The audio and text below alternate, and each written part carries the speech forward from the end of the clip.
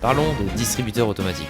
Je sais pas vous, mais moi dans mon lycée, il y a des distributeurs automatiques. On voit une photo. Et ouah, c'est incroyable comment cette machine est efficace. Dis-toi que quand c'est le moment de la poste, t'as au moins 100 élèves qui courent, qui se dirigent vers les distributeurs automatiques. Et ce qui est encore plus incroyable, c'est l'aura que dégage cette machine. Quand tu vois la vitrine avec tous ces gâteaux, biscuits, boissons, tu meurs d'envie d'en acheter. C'est comme si la machine te disait: Viens manger mes bons Kinder Bueno. Regarde, il y en a plein.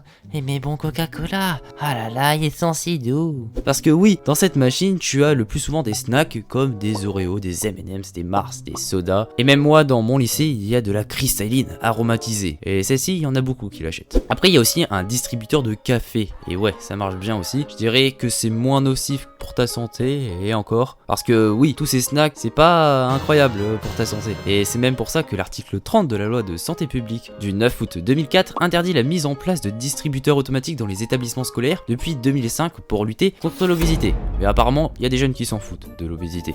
Non, faut laisser ça, c'est bien. Alors, on sera tous obèses, mais c'est pas grave.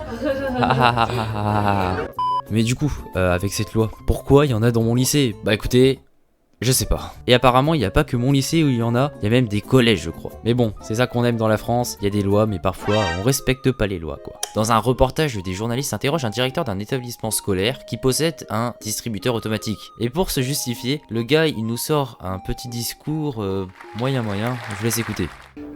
D'abord, il y a beaucoup de lois qui ne sont pas nécessairement appliquées sur l'ensemble du territoire, même si bien évidemment un établissement comme le nôtre ne peut pas ne pas respecter la loi. En revanche, sur la question de la distribution des friandises ou des boissons, je dirais une autre approche mérite d'être faite, c'est celle de la notion de plaisir qui permet à des adolescents de trouver le moyen de passer la journée différemment.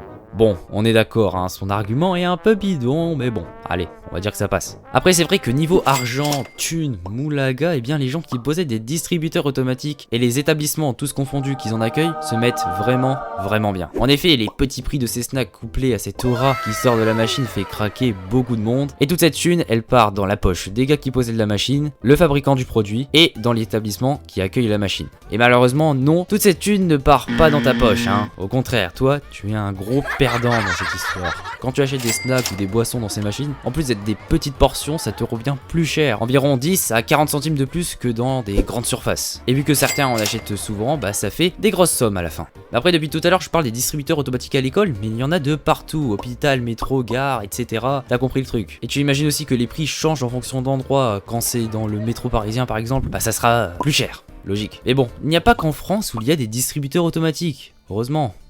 Ou pas. Et quand tu regardes le Japon par exemple, la France est loin derrière. Là-bas, tu en trouves de partout, même en campagne. Il y a des distributeurs de tout et n'importe quoi, vraiment, boissons, un petit classique, ramen, viande, magazine et même de cigarettes. Tiens, ça serait une bonne idée d'en installer dans les écoles françaises. Ça marcherait bien. Non, c'est une blague, ne faites pas ça, monsieur Macron, s'il vous plaît. Et voilà, maintenant que vous verrez un distributeur automatique, j'espère que vous repenserez à moi. Et sinon, si tu aimes des vidéos de ce type, je te conseille fortement de cliquer là, sur le petit bouton rouge pour s'abonner. Ça me ferait extrêmement plaisir. C'était Larlax, bye bye.